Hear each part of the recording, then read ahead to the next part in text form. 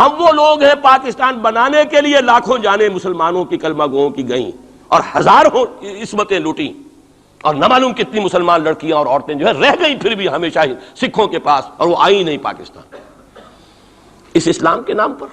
اور کیا کیا ہے ہم نے؟ 46 برس ہو گئے، اس کہاں اسلام ہوا؟ لہذا اس سے بڑی مجرم قوم عربوں کے بعد، ہم یہ کہہ سکتے ہیں ہمارا عام آدمی قرآن نہیں پڑھتا، قرآن جانتا نہیں، ٹھیک ہے، اپلی ہے کچھ نہ کچھ، اس اعتبار سے ان کے بعد نمبر ہمارا ہے، لیکن باقی پوری دنیا کے مسلمانوں سے بڑھ کر مجرم ہم۔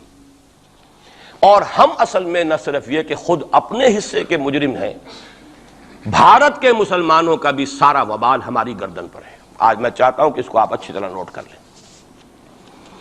بھارت کے مسلمانوں نے، جسے آپ فرض کفایہ کہتے ہیں، نماز جنازہ فرض کفایہ، چند لوگوں نے بھی کسی مسلمان کی نماز پڑھ لی تو سب کی طرف سے ادا ہوگی، کسی نے بھی نہیں پڑھی تو سب مجرم ہو جائیں گے، بستی کے سب لوگ مجرم ہوں گے۔ بھارت کے مسلمانوں نے فرض کفایہ ادا کیا جب پاکستان بنوا دیا آپ کو، اور اس کی قیمت آج بھی وہ دے رہے ہیں، کھلے نعرے لگ رہے ہیں، مسلمان کے 2 استھان، پاکستان یا قبرستان، تیسرا کوئی جگہ نہیں۔ ڈنکے کی چوٹ کہا بابری مسجد کے بعد ایل کے اڈوانی نے، ہم ساری مسجدیں گرا دیں گے ہندوستان کے اندر، کوئی مسجد باقی نہیں چھوڑے۔ ڈنکے کی چوٹ، اعلانیہ، یہ سب کچھ ہو رہا، اور یہ نعرے تو نہ معلوم کب سے لگ رہے ہیں، اور نہ معلوم کب سے میں یہاں ان مسجدوں کے اندر بھی اور اپنی تقریروں میں غور کرتا رہا ہوں کہ کیا وہاں ہو رہا، لیکن ہمارے تو کان پر جوں نہیں ریگتی، ہمارے تو وہی دھندے ہیں، وہی کاروبار ہے، اپنا بزنس ہے، اس کے سارے مسئلے ہیں، اس کی اپنی بلڈنگیں ہیں، اپنی موٹریں ہیں، اپنے ٹیلی ویژن ہیں، اپنے کئی کورسز کے ڈنرز ہیں۔ اللہ اللہ خیر صلی اللہ، ہمیں بحث کیا اسلام سے؟ تو بتائیے ہم سے بڑا مجرم کون ہوگا؟ آج جو کچھ ہندوستانی مسلمان پر بیت رہی ہے اس کا جرم ہمارے کندھے پر ہے۔ یہ میں جذباتی انداز میں نہیں کہہ رہا، میں تو 2 اور 2 4 کی طرح ثابت کر سکتا ہوں۔ انہوں نے فرض کفایہ ادا کر دیا، اور اس وقت یاد کیجئے مولانا ابوالکلام آزاد، مولانا مدنی، جمعیت علماء ہند کے علماء اپنے تقدس اور اپنے تدین اور اپنے تقوی کے اعتبار سے انکویسچنیبل، کوئی شک و شبہ نہیں ہو سکتا ان کی نیت پر اور ان کے تقوی پر اور کردار پر، انہوں نے کیا کہا تھا؟ یہی کہا تھا کہ یہ پاکستان بنا کر تم مسلمانان ہند کو 3 حصوں میں تقسیم کر دو گے۔ 3 میں کہا تھا، 2 میں نہیں، 3 میں۔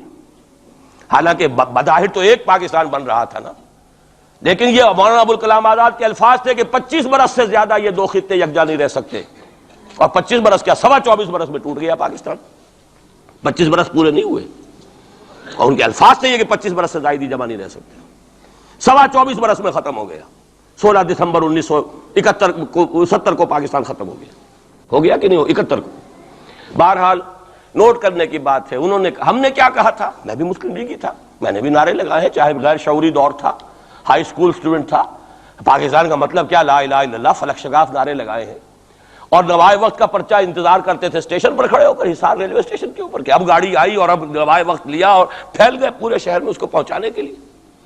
ہم کیا کہا کرتے تھے؟ جی نہیں، 2 طرف سے پاکستان جو ہے مضبوط پاکستان ہوگا، ہندوستان میں کسی ہندو کو جرت ہوگی مسلمان کے لیے کوئی میلی نگاہ سے دیکھنا بھی؟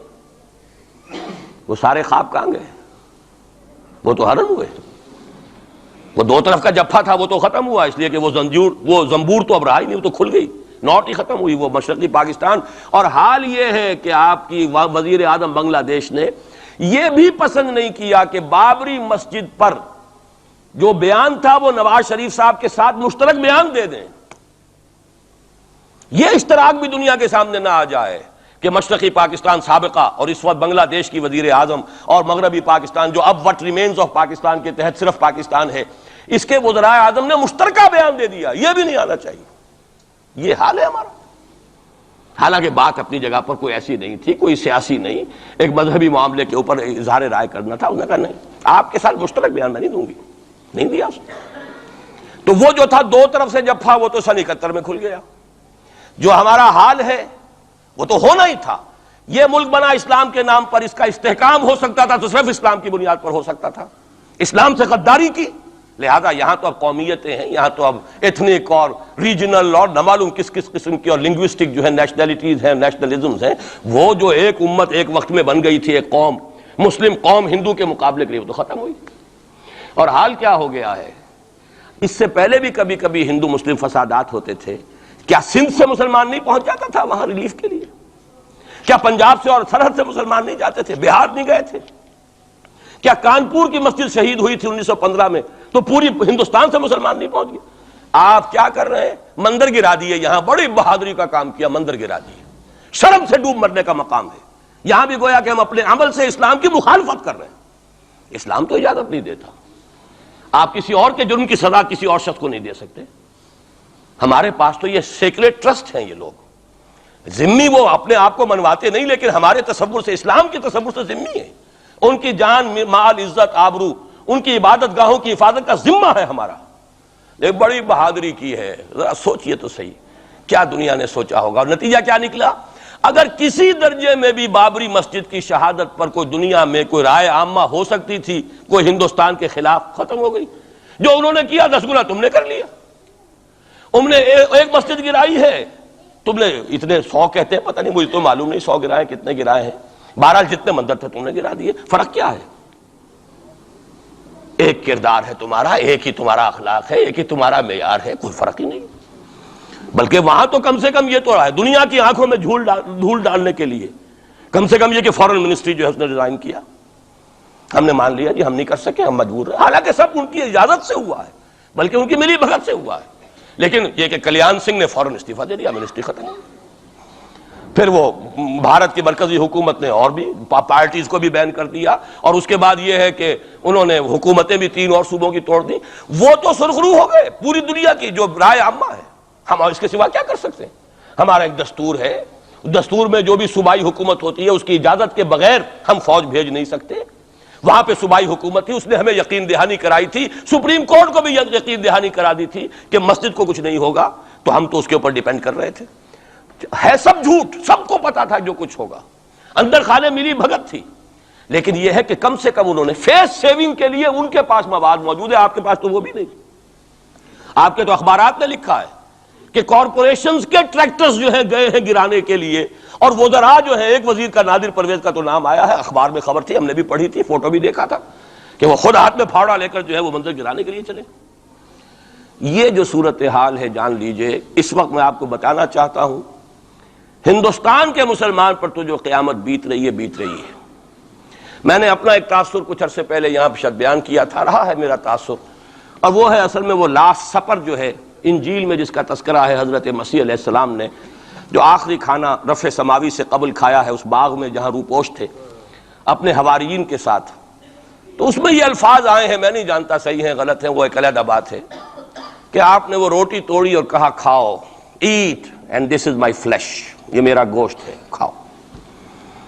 اور اس کو کہتے ہیں وائن، کوئی مشروب ہوگا جو بھی ہوگا، ڈالا کہ پیو، drink and this is my blood. میرا احساس ہمیشہ یہ رہا ہے، اس کے بعد کچھ ماند پڑ گیا جب یہاں مسلمان نے یہاں مارا ہے اور کچلا ہے اور زندہ آگ میں جلایا، پھر بات ختم ہو گئی، میرے دل کے اوپر سے وہ احساس ختم ہو گئے۔ وہاں ہندو کے ہاتھوں جب مسلمان کے ساتھ یہ کچھ ہوتا تھا تو پھر جب میں کھانا کھاتا تھا محسوس کرتا تھا کہ میں ہندوستانی مسلمان کا گوشت کھا رہا ہوں اور ہندوستانی مسلمان کا خون پی رہا ہوں۔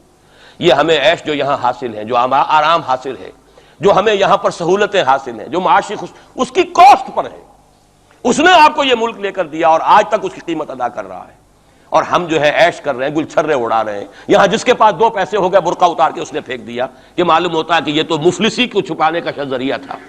4 پیسے ہوں، اچھے کپڑے پہنے ہوئے ہوں، میک اپ صحیح کیا ہوا ہو، تو پھر برقعے کی کیا ضرورت ہے؟ اور میں نے شاید سنا ہے آپ کو، مجھ سے تو چند لڑکیوں نے یہ الفاظ کہے باقاعدہ۔ میں جب پریکٹس کرتا تھا لاہور میں کرشن نگر میں، تو ایک گھرانے کی، اور مجھے معلوم ہوا کہ ان کے والد انتہائی نیک تہجد گزار، کئی لڑکیاں تھیں بہنیں، ایک ہی تقریباً عمر 200 سے 1.5 سال کی، کبھی وہ آتی تھی کلینک میں میرے تو برقعے سمیت، کبھی آ رہے ہیں تو بغیر برقعے کے۔ تو میں نے پوچھا یہ کیا تماشا ہے آپ لوگوں کا، کبھی بغیر برقعے کے کبھی برقعے سمیت۔ صاف جواب دیا، میں ان کے الفاظ کوٹ اینڈ کوٹ میں ان کے الفاظ کوٹ کر رہا ہوں، ڈاکٹر صاحب جب ہمیں کوئی میک اپ کرنے کا، کپڑے بدلنے کا موقع نہیں ملتا تو ہم برقع پہن لیتے ہیں، اور جب ہمیں موقع ملتا پھر ہم برقع کائے کو پہن۔ تو گویا کہ اس کو چھپانے کا ذریعہ برقع ہے کہ کپڑے میلے ہیں، میک اپ نہیں کیا تو لہذا برقع پہن لیا جائے۔ یہ ہے حال پاکستان میں اسلام کا جو ہم نے بنایا ہے۔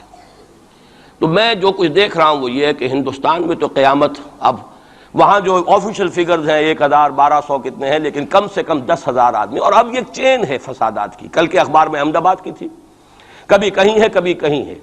اور واقعہ یہ ہے کہ تبصرے یہ ہو رہے ہیں کہ ہندو فنڈامنٹلزم از آن دی رائز. یہ جو کچھ ہوا ہے، جتنا بھی اس کے اندر ان کو گرایا گیا ہے، ان کی حکومتیں گرائی گئی ہیں، اس سے انہیں تقویت حاصل ہو رہی ہے. They are getting stronger and stronger. Congress کے لیے اب اپنی جو ہے جان بچانی مشکل ہے، اور اس وقت سب سے بڑا ان کے لیے جو ہو گیا وہ یہ ہے کہ وہ کمیونسٹوں کی سپورٹ کے بغیر چل نہیں سکتے. اور کمیونسٹ جو ہے وہ ان کی جو اس وقت وہ امریکہ کے زیر اثر جو اپنی اکنامک پالیسیز چینج کر رہے ہیں اس کا ساتھ دینے کو تیار نہیں. تو یہ ڈائلیما ہے. جبکہ ادھر جو ہے وہ بالکل جو ہندو ذہن ہے وہاں کا ریوائولسٹ ذہن وہ پوری طریقے سے قائم. تو اب اس وقت میں اس کے حوالے سے عرض کر رہا ہوں کہ ہندوستان اور پھر پاکستان کو علیحدہ نہ سمجھیے، اس لیے کہ ہندوستان کو اگر انہوں نے مسلمانوں سے یا اسلام سے خالی کرا لیا تو پھر ان کے بعد ان کا ٹارگٹ جو ہے پاکستان تو ہے ہی ہے. ہم تو ان کے ٹارگٹ نمبر 1 ہیں. ذہناً انہوں نے کبھی پاکستان کو تسلیم نہیں کیا.